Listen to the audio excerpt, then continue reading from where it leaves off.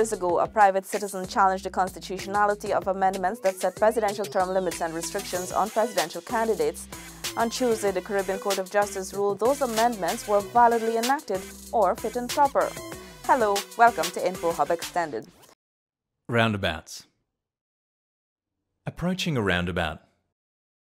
When you approach a roundabout, you must use your indicator if you intend to turn left or right or make a U-turn at the roundabout. You must give other road users sufficient notice of your intent to turn. Entering a roundabout.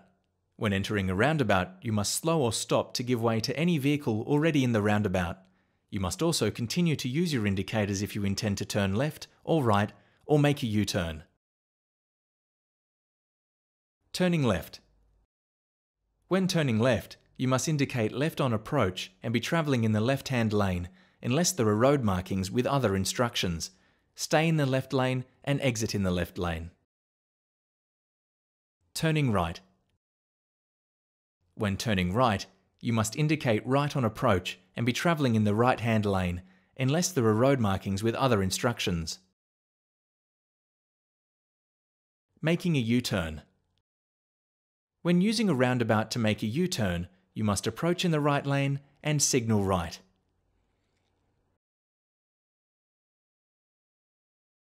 Changing lanes in a roundabout. Drivers may change lanes in a roundabout if they wish. The usual road rules for changing lanes apply. You must use your indicator and give way to any vehicle in the lane you are entering.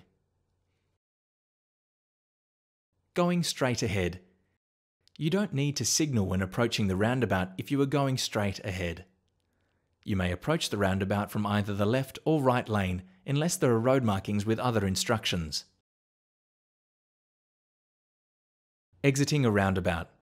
As when you exit a road, you must signal left when leaving a roundabout, if it is practical to do so, and you should stop indicating as soon as you have exited the roundabout. However, when you are travelling straight ahead on a small single-lane roundabout, it may be impractical to indicate when exiting.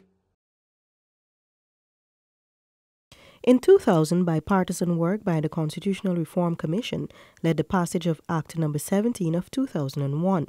The Act saw the amendment of Article 90 of the Constitution, which would set a two-term presidential term and qualifications that would be required to become a presidential candidate.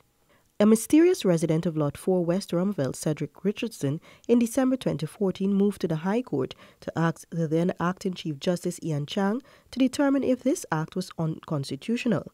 He also claimed, among other things, that the act diminished the level of democracy enjoyed by an electorate inherent in Articles 1 and 9 of the Constitution.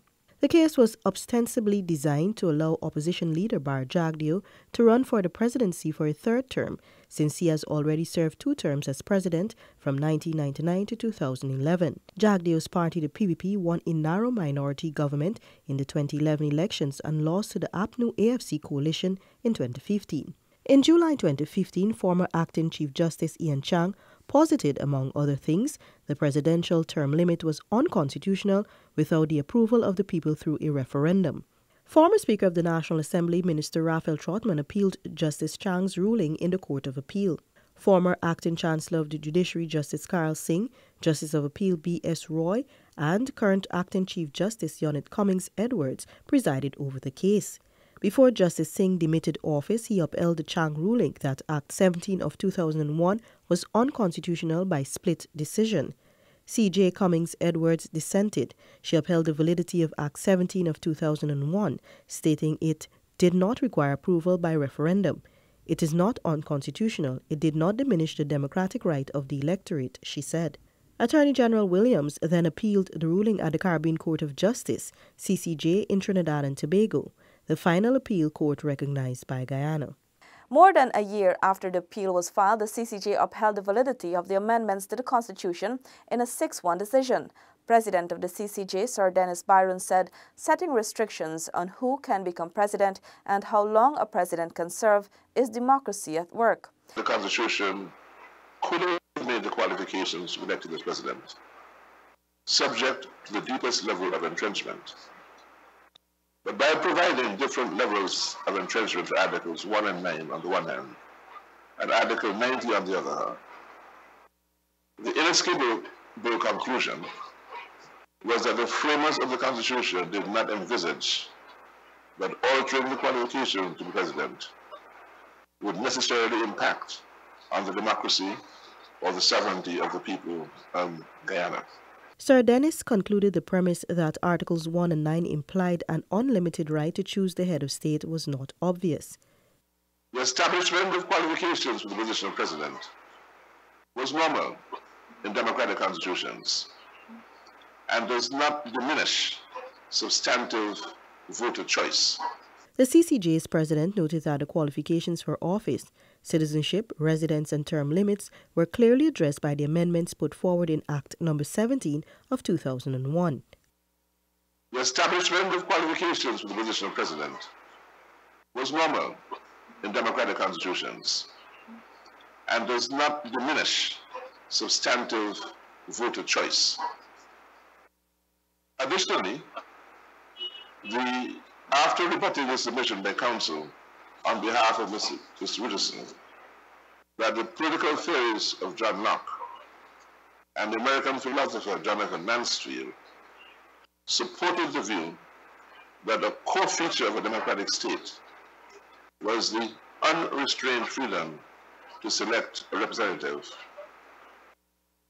the president said that the concept of qualifications for office was not open-ended. I mean, it would include matters of age, citizenship, residence, and term limits. In fact, only these issues, excluding age, were addressed by the amendments in Guyana. Had there been attempts to introduce unusual considerations to mask as qualifications, then different principles for adjudication would arise. The eminent legal mind concluded that the amendments laid out in the Act were a single item in a suite of constitutional amendments designed to reflect Guyana's evolving democracy. It was clear from the history of the amendments that they did not emerge from the desire of any political party to manipulate the candidacy for the presidency according to its agenda.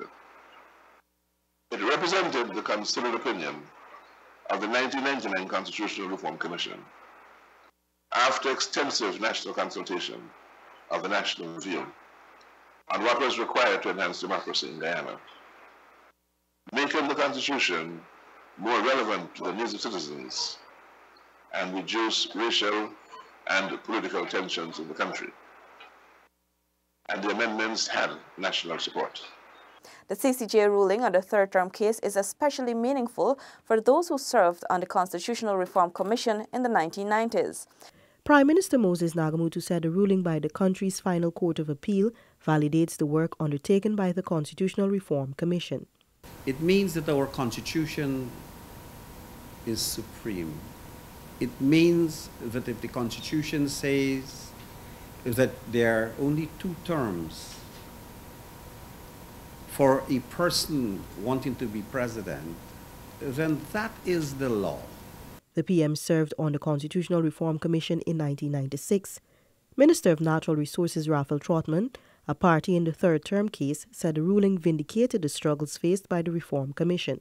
Today we are vindicated, and today we know that the Parliament and its representatives, who of course represent the views of the people, all those are paramount, and we have managed to arrest, I believe, a sick attempt to thwart all of those gains and to wash away all of the labours of the last decade and a half. The 1999 Constitutional Reform Commission had conducted countrywide consultations. These aimed to make the Constitution more relevant to the needs of citizens and reduce racial and political tensions in the country.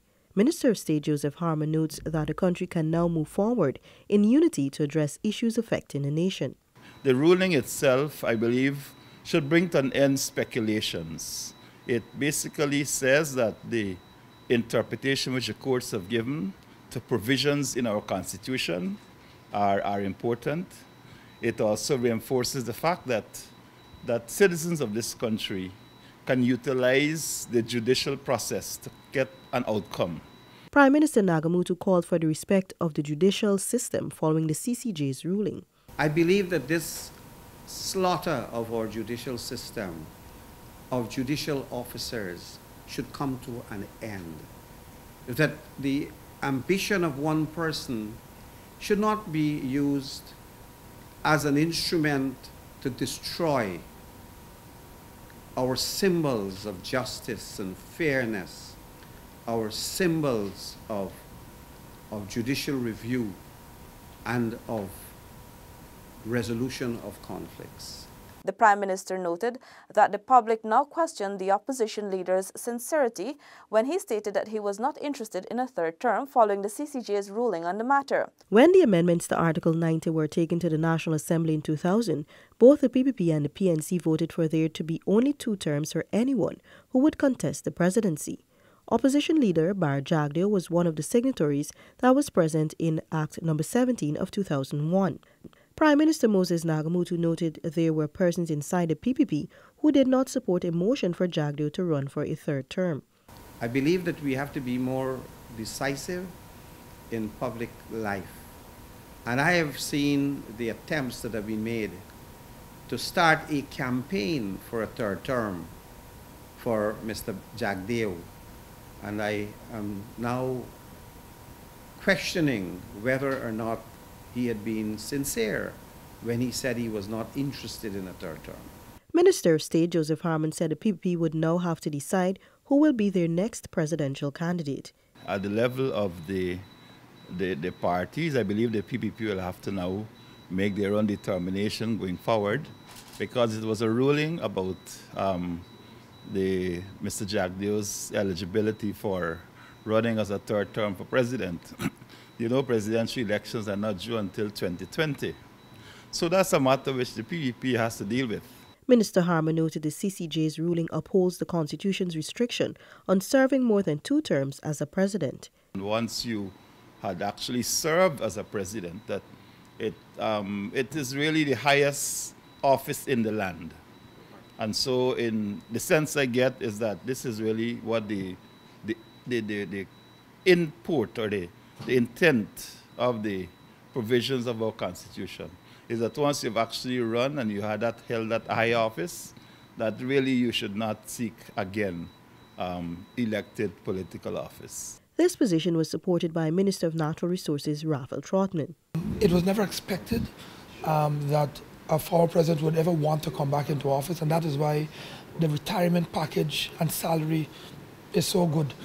You're not meant to get back and be involved. And so there's that ambiguity. I do believe that, strictly speaking, that a former president may come back as a member of a cabinet, but I don't know, given Mr. Jagdeo's personality, how he'd want to settle on under any other president, but that's a matter for him and whoever they name to work out. The CCJ's ruling that amendments to Guyana's constitution are valid squashes any presidential aspirations Jagdeo may have had.